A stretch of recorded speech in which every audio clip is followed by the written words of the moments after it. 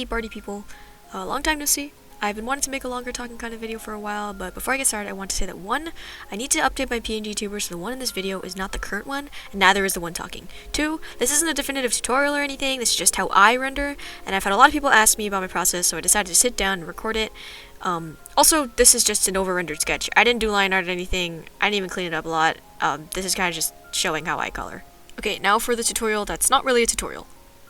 First, I want to say that for the sake of this video, I did name some of my layers. I usually don't name them, since I always have them in the same order, and I can always just toggle visibility to see what's what. Things like glasses or other accessories are always done in separate layers for the sake of cleanliness, but here I'm identifying the light source, and I usually don't do this. I usually just keep it in mind, but I drew it out for you guys. Normally, I'll do all of my flats on one layer and then render over top, sometimes with clipping masks, but most times I'll just alpha lock to block in things and then unlock it and render from there. When I render skin, I like adding blush first, even if it's not super prominent later.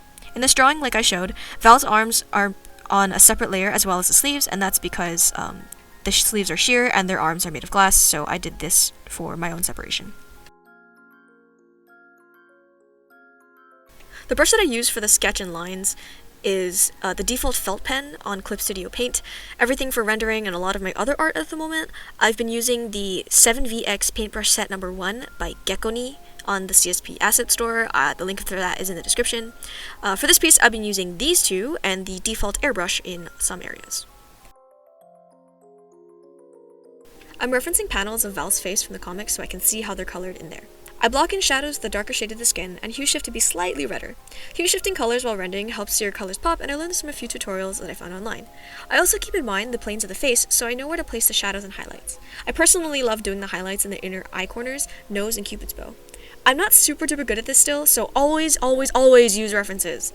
Link in the description for a guide on shadows on the face. The character I'm drawing here is Valentine Vuong, I hope I pronounced that correctly, who was introduced in the recent 2023 Deadpool run, and they're a skilled assassin who happens to be Wade's love interest. They're a mutant with glass arms and also chemokinesis. I recommend this run to literally everybody. It's only 10 issues long, pretty self-contained, and it's super fun. For everything, I'll block in the shadows and highlights and then kind of work from there depending on the material. I'll try to block in the darkest areas first, like for example in the hair, under the fringe, at the base of the neck, etc., and then all the highlights after that.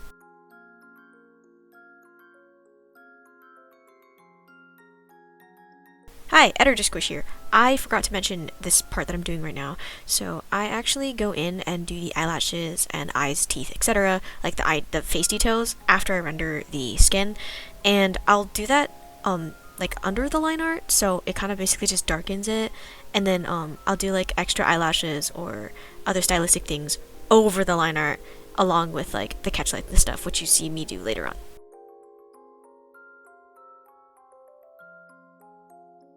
Hi, Editor Squish here again. I forgot to mention that whenever I am rendering, after I do the major blocking in of highlights and shadows, I will use the eyedropper tool to like blend things out and like add details and stuff. The eyedropper tool is literally my best friend. Like, I use it to find like to pick local colors and then like kind of make things look more harmonious. I don't know if that makes sense. I hope that makes sense.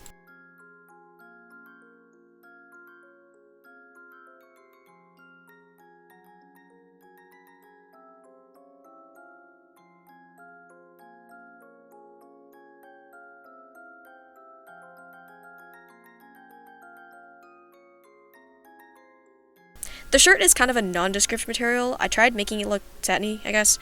Same with the sleeves, which you'll see later on.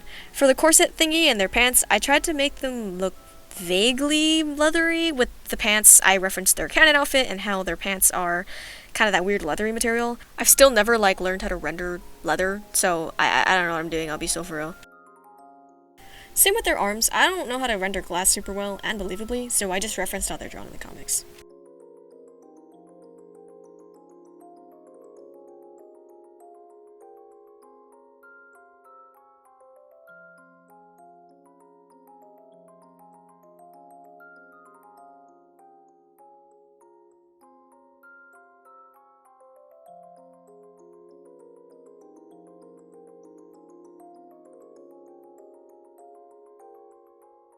For the frames, I'll just alpha lock and add highlights and shadows where I feel they're needed, and I've drawn wireframes enough where I can kinda just wing it like I am here.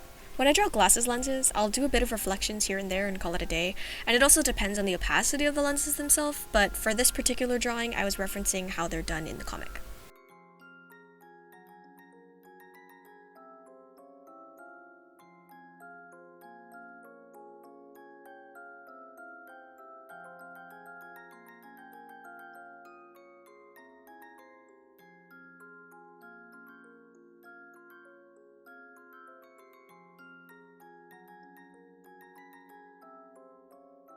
Hi, Editor Squish here again. I forgot to say some things because there's a long period of silence. This is where I'm fighting for my life trying to do these sheer sleeves.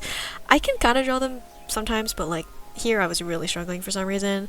And also this is where I'm rendering the glass arms, like I mentioned earlier when I was talking about the arms and the pants. But yeah, that's this part. I didn't realize how much time passed between that bit and where I actually rendered the arms, so I didn't record them in order. My bad.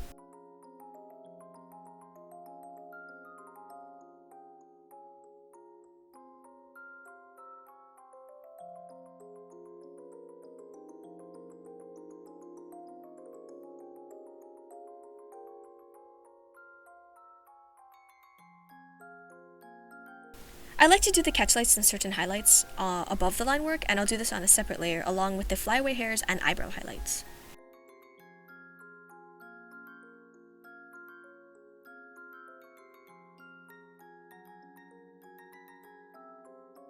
At some point towards the end here, my Spotify overlay came up on my OBS for some reason, so you can kind of see what I was listening to while I was working on this. If you're curious what my music taste is, I guess.